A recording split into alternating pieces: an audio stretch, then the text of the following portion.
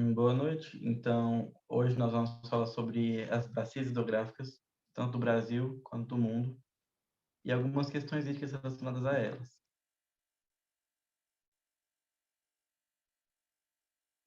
Então, primeiramente, a gente vai dar uma visão geral de como são os recursos hídricos aqui no Brasil. A gente vê que a maior parte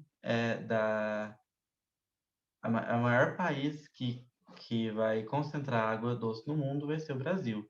Vai ter a maior reserva hídrica do mundo nos lagos, nos rios. Então, o Brasil tem um papel muito importante globalmente em relação a recursos hídricos. Todos os rios do Brasil vão ser de regime pluvial. Se vocês lembram da aula passada, que é pluvial e nival. Só para dar uma relembrada, pluvial, o regime é que é abastecido pela chuva, a água da chuva que vai abastecer os rios. E nival, a água da neve sendo derretida. Tem uma exceção, que vai ser o rio Amazonas, que ele é misto. Ele é abastecido tanto pela água da chuva quanto pelo derretimento da neve nos Andes.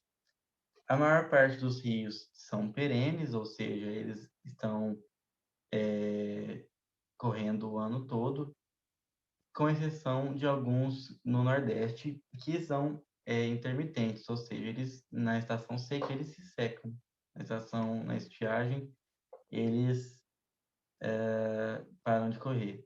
A predominância são de rios de planalto, e com elevado índice pluviométrico, isso tudo junto vai fazer com que o Brasil tenha um grande potencial energético.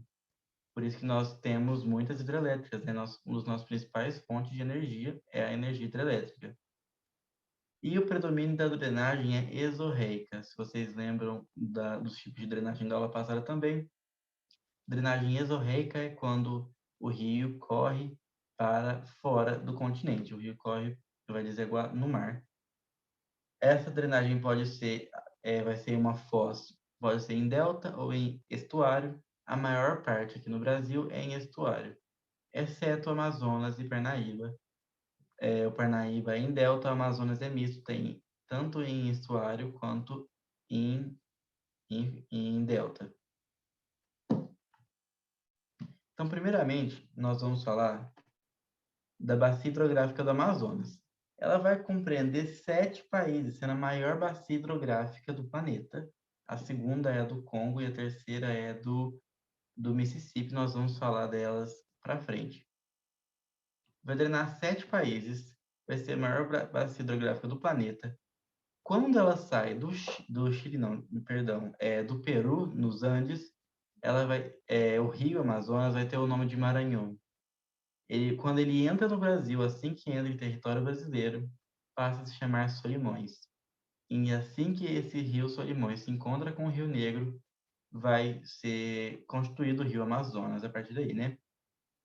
É um rio de planícies, então vai ter uma boa navegabilidade, tem um grande volume, então tem muita, é um rio muito largo, é um rio que transporta muita coisa, muita madeira flutuando, muitos barcos.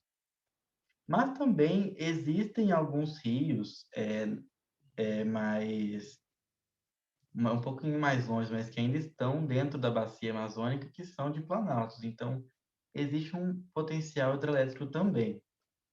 E o regime é pluvio-nival, que, como eu disse no slide passado. E aqui a gente consegue ver todas as, as bacias. Eu não sei se está tampando o quadradinho com a minha imagem, algumas, mas nós temos aqui, nós vamos falar todas. Nós vamos falar do Paraguai, Paraná e Uruguai como uma geral, que seria a do Rio da Prata.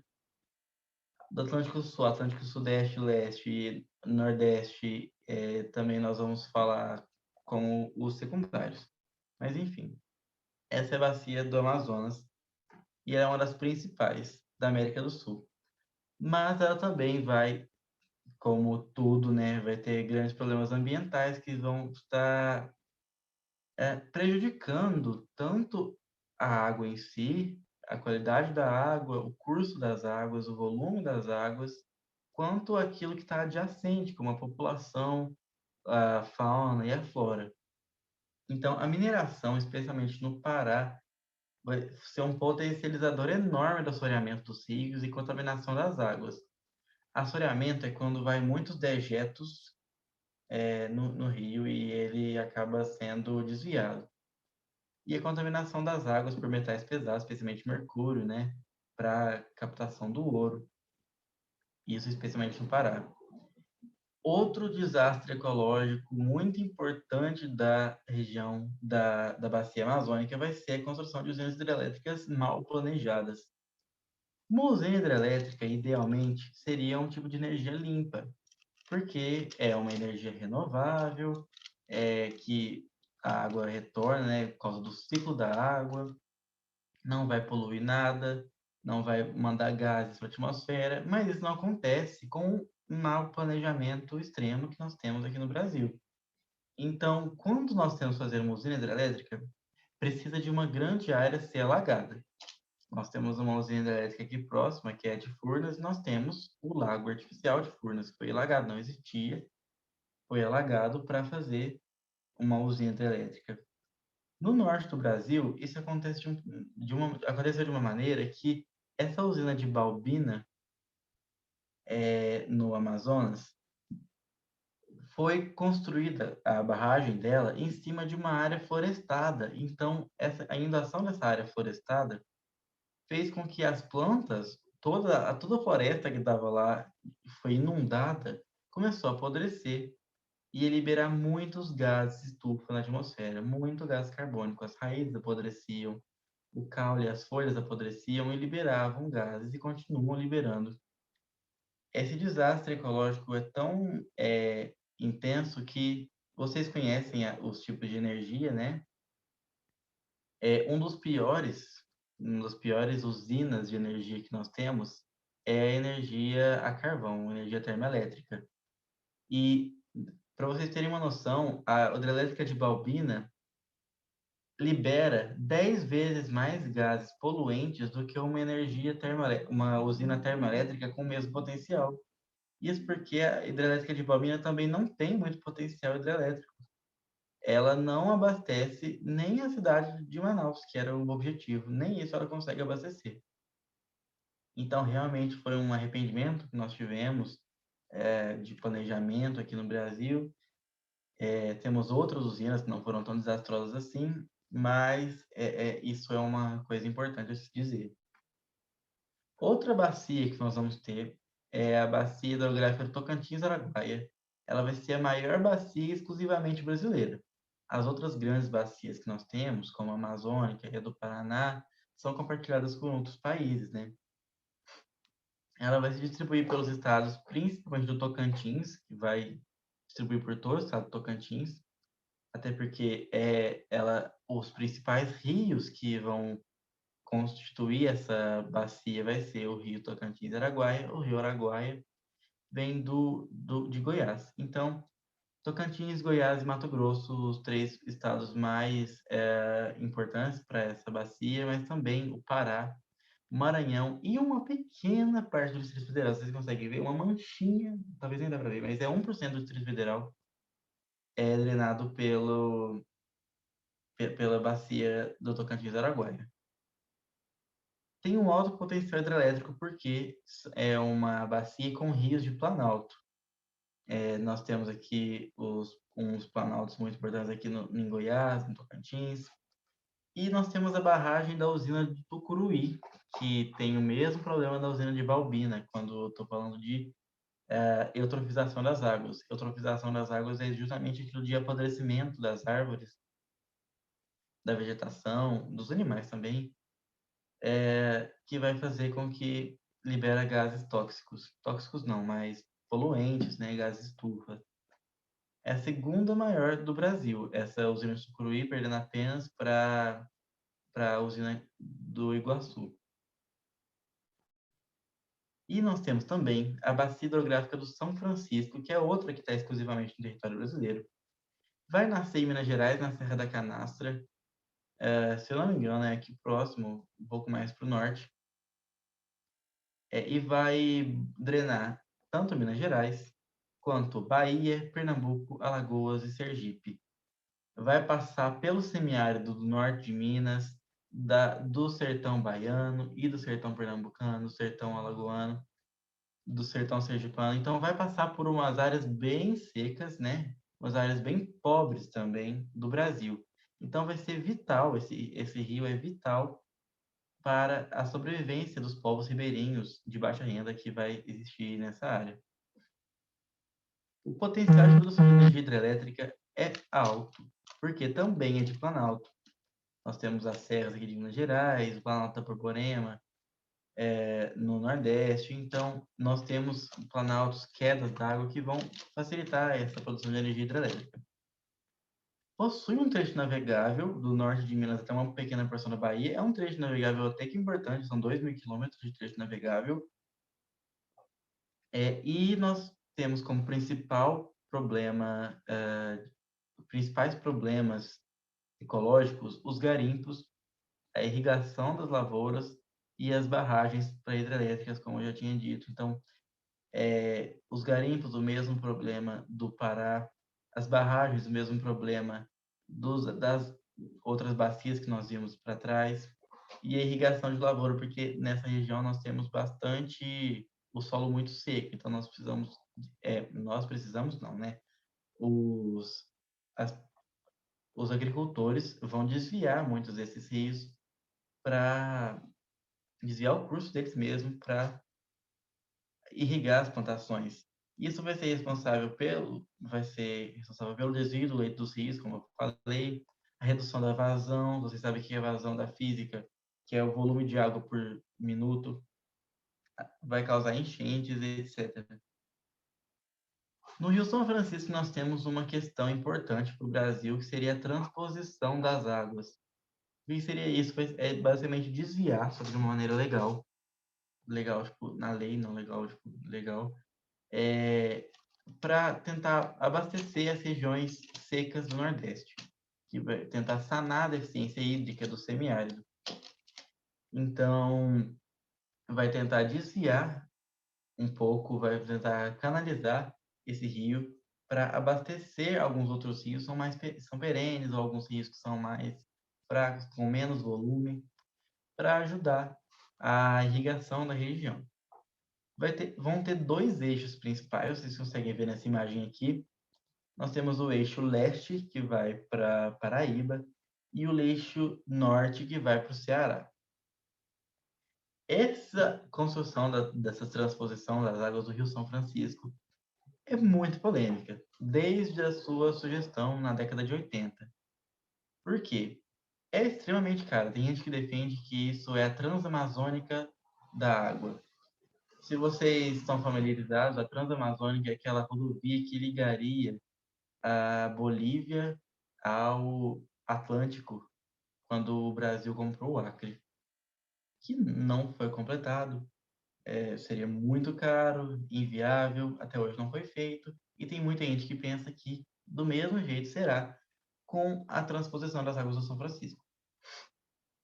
Além de ser extremamente cara, tem muita gente que defende que vai ser incapaz de suprir a necessidade de água nessas regiões.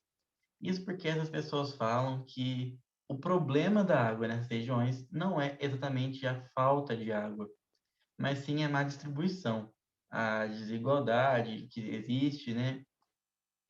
E má administração do governo em gerir essa água. Outro ponto também que gera polêmica seria em relação aos estados da Bahia e do Pernambuco, que teoricamente iriam perder uma parte da sua água para ser transposicionada em outros estados. Então, o estado do Ceará e da Paraíba, por exemplo, do Rio Grande do Norte, que vão ser abastecidos por esses eixos, teriam que pagar alguma coisa para os estados da Bahia, do Pernambuco, ou até os outros estados que passam pelo Rio São Francisco, como Alagoas e Sergipe, e até Minas Gerais? Será que prejudicaria alguma coisa? Será que isso mudaria no meio ambiente? Então, tem várias polêmicas envolvendo isso aqui. Nós temos também provavelmente a principal bacia hidrográfica da América do Sul, que é a bacia hidrográfica dos rios Paraná, Paraguai e Uruguai, que é a Bacia Platina. Pode ser considerada uma grande bacia, bacia platina, mas também é uma bacia dividida em três, que são os três grandes rios. Então, nós temos a bacia do Paraná, a bacia do Paraguai e a bacia do Uruguai.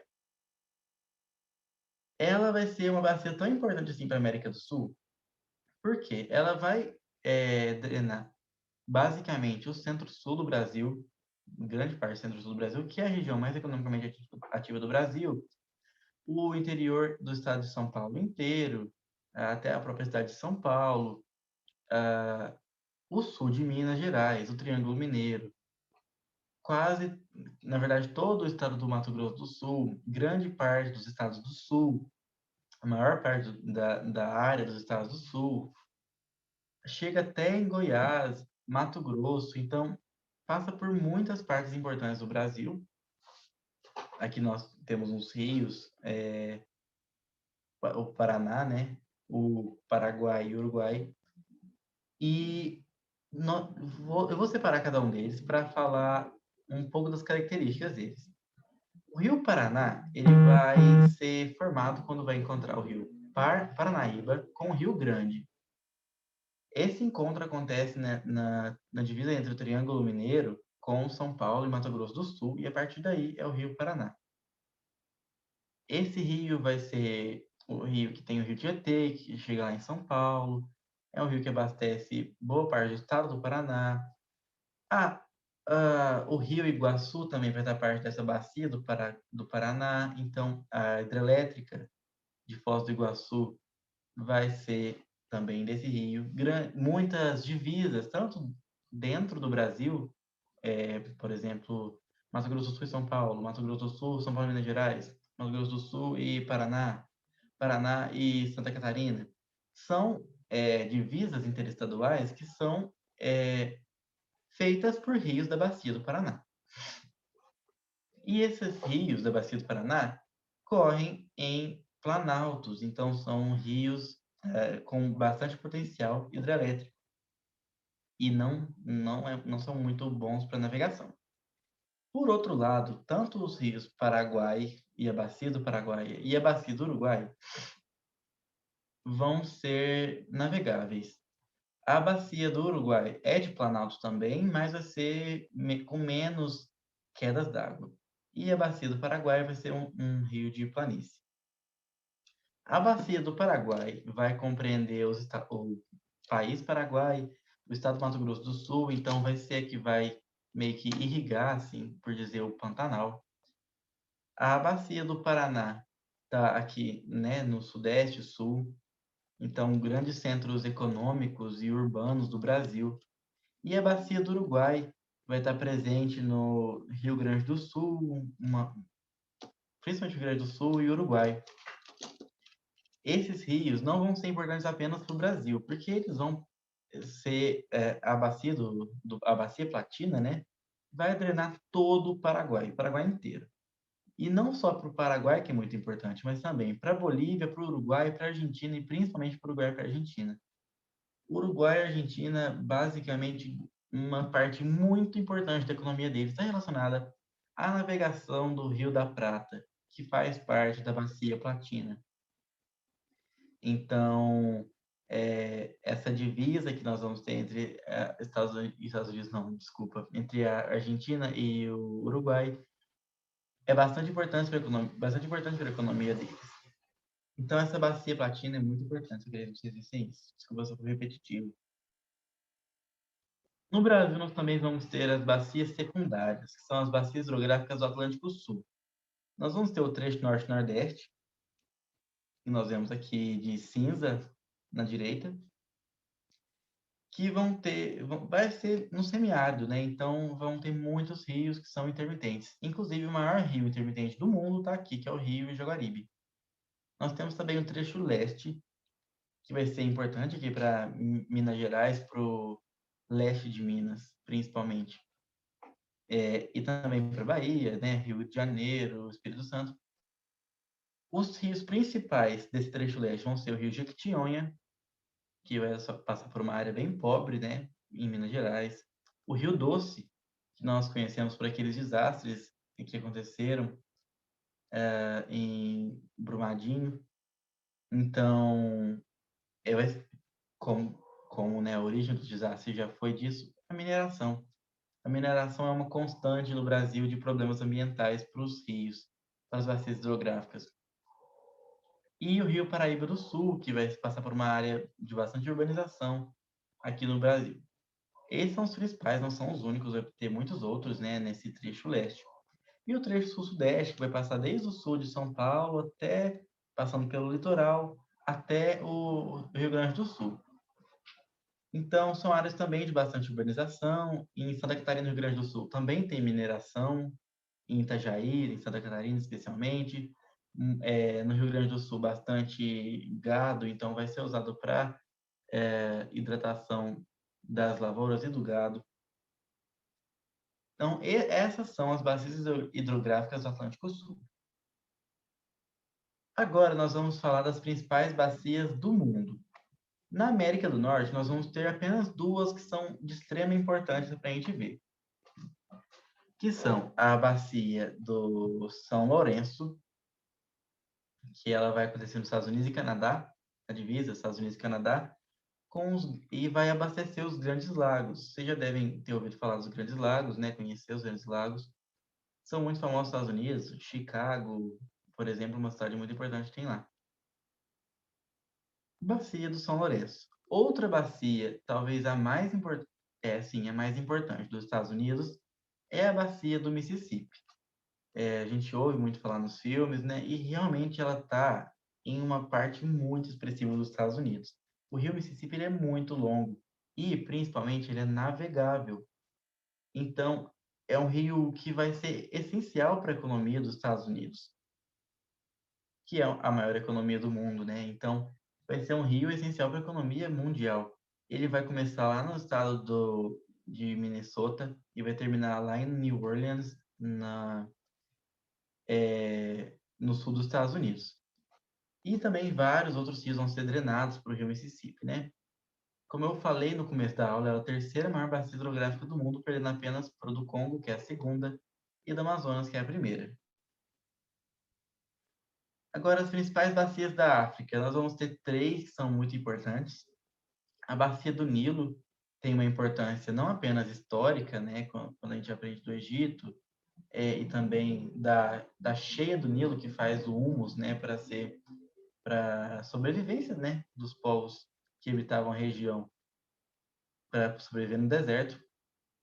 Mas também o Nilo é um principal acesso da África para o Mediterrâneo. Desde o centro da África, ele é muito longo, é um rio muito longo, que corre do sul para o norte.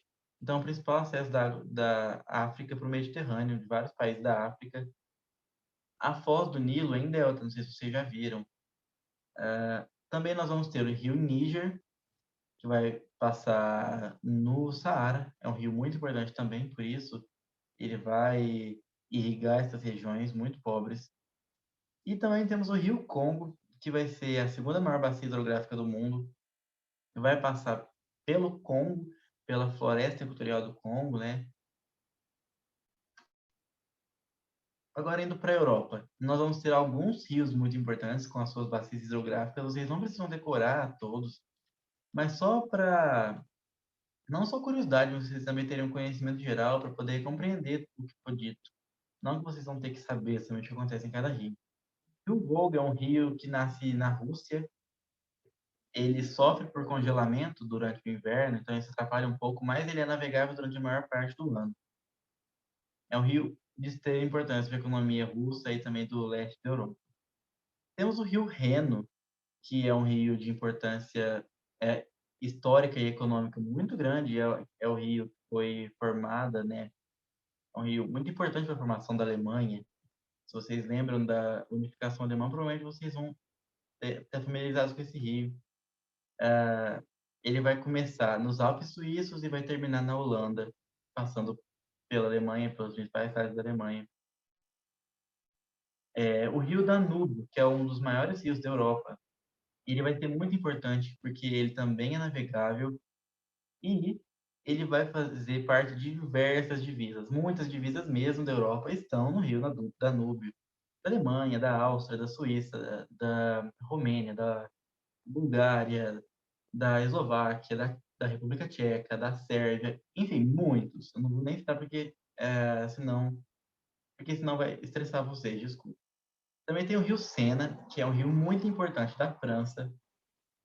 O rio Tejo, que é o rio mais importante da Península Ibérica. Então, são rios que é um rio que passava da Espanha para Portugal. Então, historicamente também ele é muito importante. E o rio Po, que é o principal, não está aqui na imagem, mas é o principal rio que corre na Itália. Ele fica no norte da Itália, tá? Ele corre de oeste para leste, ele nasce nos Alpes também. Não está aqui na imagem, mas ele existe. E, se não me engano, por último, sim, por último, nós vamos ter as da Ásia. As da Ásia são realmente importantes, essas. Eu vou falar os rios mais importantes que você tem que lembrar. Aqui, Mississippi. Aqui, o Nilo. Aqui, o Danúbio. E aqui vocês vão ter que saber esse último que eu vou falar. Vou falar uma vez só, porque eu não quero passar vergonha duas vezes. O Jordão, ele é um rio que corre no Oriente Médio. Ele é um rio de muita importância cultural também. É um rio que está dividindo uma área muito tensa do planeta. Tigre e Eufrates. Vocês já devem ter visto isso em história, porque é o princípio da civilização humana. Acontece na Mesopotâmia. E Mesopotâmia é justamente entre rios. Quais rios? Tigre e Eufrates, no Iraque. Então, são rios muito importantes até hoje para essa região. O rio Ganges, que é o principal rio da Índia, ele é um rio também que tem muita importância cultural para os indianos. E o rio Yangtze-Kiang, que é o rio azul, e o Huanghe, que é o rio amarelo. Esses dois rios são da China. São rios muito importantes. A China se desenvolve bastante em volta desses rios. Eles são navegáveis, eles também têm potencial hidrelétrico. A grande parte do mundo está entre esses três rios, Ganges, Yangtze, Kiang e Huanghe, porque são áreas densamente povoadas, tipo, muito, muito densamente povoadas mesmo. São as áreas mais densamente povoadas do planeta. Se você for olhar assim, só a bacia desses três rios compreende mais de um terço da população mundial. E aqui já deu o aviso que faltam 10 minutos, mas a gente acabou. Então, é isso. Espero que vocês tenham gostado da aula. Espero que eu não tenha sido muito repetitivo ou muito rápido. Vocês podem falar o que vocês quiserem, que nós ainda temos 10 minutos até ela acabar. Se vocês tiverem qualquer crítica, eu vou parar a gravação aqui para vocês poderem falar. Podem falar antes também, mas só se vocês não quiserem ser gravados.